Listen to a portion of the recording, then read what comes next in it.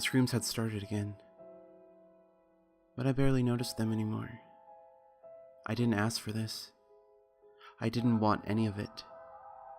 I remember people in white coats rambling on about complex psychological theories and disorders before they locked me away, but all I ever cared about was the hunger.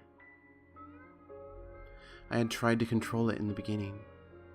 I tried to limit myself to those most deserving, the weak, the worthless bottom-skimming underbelly of society.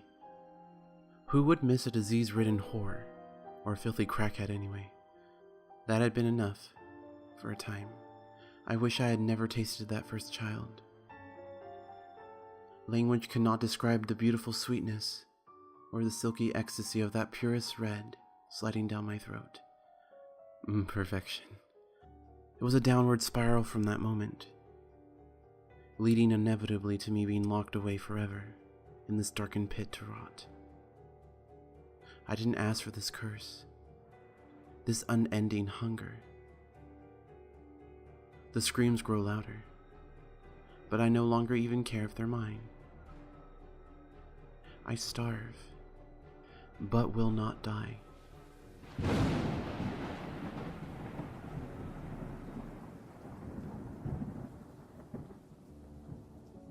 I don't know which voice to listen to. Survival or morality? In my world, survival is all we know. A man starves so you can eat. A family is killed so yours will live. Pain and sacrifice are the price for every breath you take. You live, but eventually realize the smiles are gone. You can't hear any laughter, and you've long forgotten companionship. But survival says to live by any means. Morality feels like its enemy. The things you do to survive. What happens when grief overtakes you? It demands you end your life, deeming it unworthy if used to harm others. At first, I ignored morality, believing it to be some form of worthless punishment. But now, is it wrong for it to want us dead? Maybe it's trying to protect us, to inflict misery to live. Do we truly want that? But honestly, I think it might be another purpose.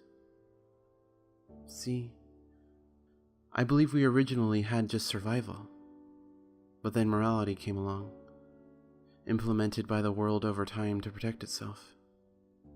Why? I think the world foresaw its destruction, and hoped we'd first destroy ourselves. Right now, the world is in ruin from war, covered in wastelands. If grief precedes survival, then humanity eventually dies out, giving the world a chance to heal itself.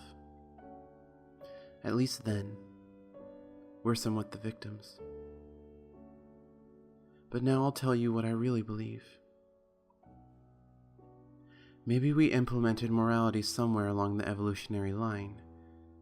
Maybe we foresaw that same destruction, and thought if morality couldn't stop it, it would at least stop us in the end. So, which would you listen to?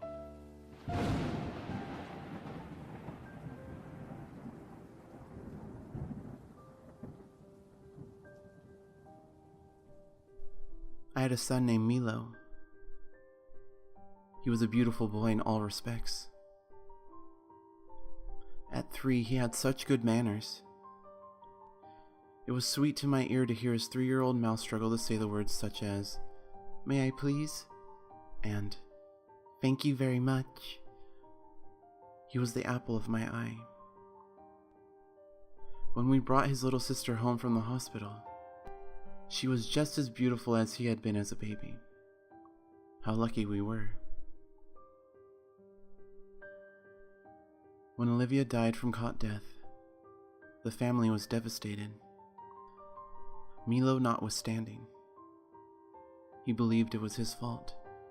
I held him and rocked him and hushed away his worries. My wife Denise was inconsolable. Her internal pain about losing Olivia turned into physical ailments. She became very weak. She was diagnosed with pneumonia and refused to stay in the hospital. Although laying on her back all day only further encouraged the pneumonia despite her medications, that was all she would do. One day, after a long day of gardening, which I had found to be very healing after Olivia's death, I came in to see how she was doing. Milo, now a tall 4, had a pillow over his mother's face and was leaning in on it with both elbows. There seemed to have been no struggle at all. As I looked on in shock, Milo removed the pillow, and I saw instantly that Denise's cares were now well beyond her. Milo looked at me proudly and said, "Look, Daddy, Mommy has died of cot death too."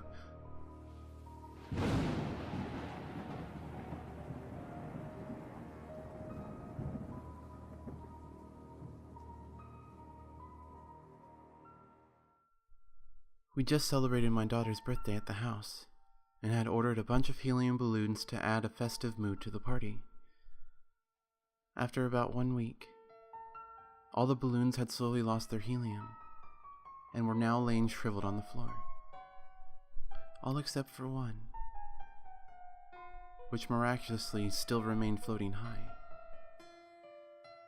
After we had thrown out the other balloons, we let the last one kind of float around downstairs, not paying much attention to it. But after another week or so, I started noticing how the balloon would float into the rooms my daughter was always in. It wasn't getting in the way of anything, but just hovered around. Soon it started creeping around. One night before bed, I placed the balloon into the empty guest room to appease her, and I shut the room's door and went to bed. In the morning, I woke up to a terrible shriek and saw my daughter sitting up in her bed, with the balloon floating around her. I ran back to get a scissor to just pop it, and was frightened to find that it could not penetrate the rubber. None of the sharp objects I tried after could. The next day,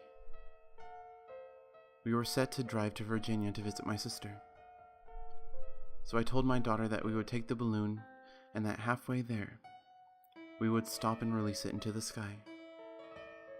We then went on to visit my sister, and had a wonderful fun-filled weekend. When we arrived back home and opened the door,